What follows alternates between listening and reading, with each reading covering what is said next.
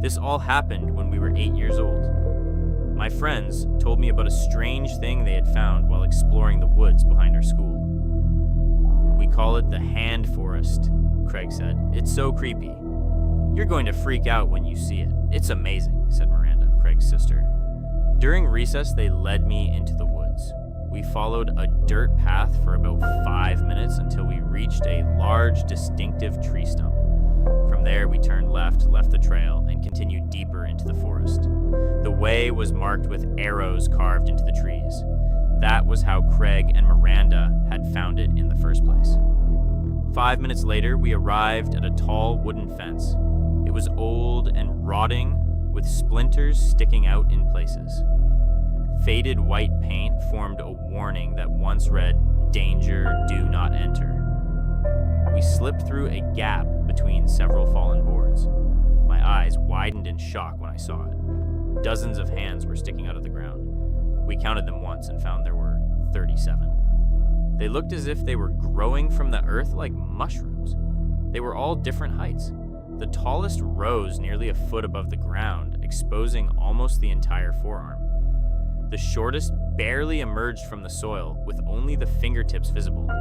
They were scattered in what seemed like a random pattern, though most stood about 6 to 12 inches apart. There were all kinds of hands, big ones, small ones, wrinkled ones, smooth ones. One wore a shiny bracelet, another had long fingernails painted a bright shade of pink.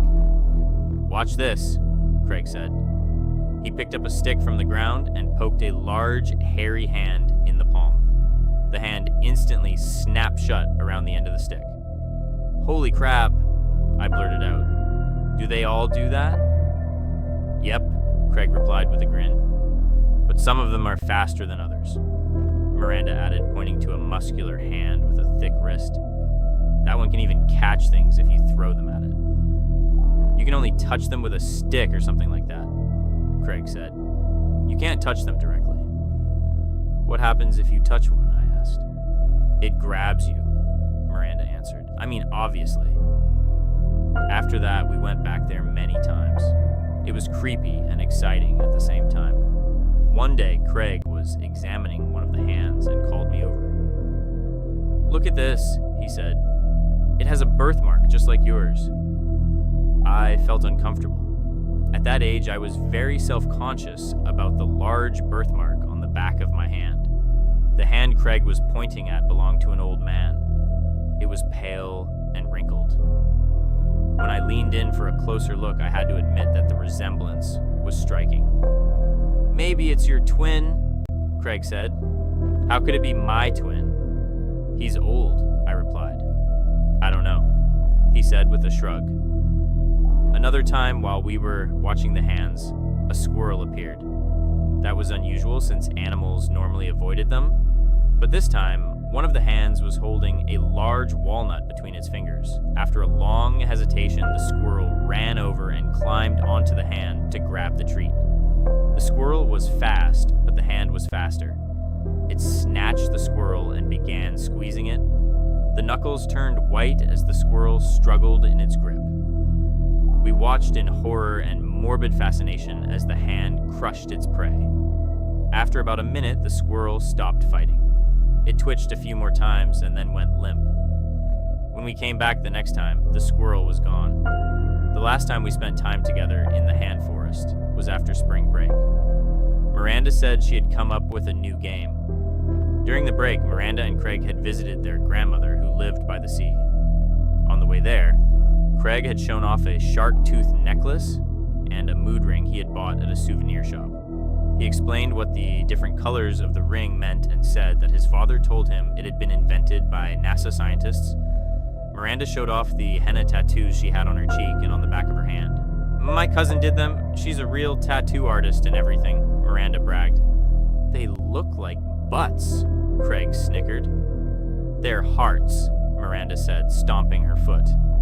"Miranda has butts on her cheeks," Craig sang. "Shut up," Miranda shot back. The argument ended when we crawled through the hole in the fence. "So here are the rules of the game," Miranda said. "You have to make it all the way to the other side." With that, she jumped onto the clearing, hopping between the hands until she reached the far end, about 40 feet away from us. "Come on," Miranda shouted. "It's easy." Craig and I hesitated. After a long, tense pause, Craig finally spoke. "I don't think this is a good idea," he said. "That's because you're scared," Miranda teased. "I can tell by your black ring. It means you're afraid. I can see it from all the way over here." "No, it's not black. It's blue," Craig said, holding up his hand. "See?"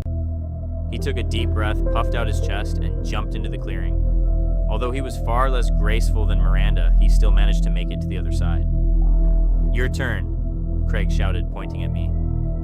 "I don't want to," I said. "What if I accidentally touch one of them?" "Chicken," Miranda teased. They and Craig started clucking like chickens, holding their bent arms against their sides like wings. "You guys are acting like idiots," I shouted, feeling my cheeks burn. But I stepped into the clearing anyway, standing between two of the hands.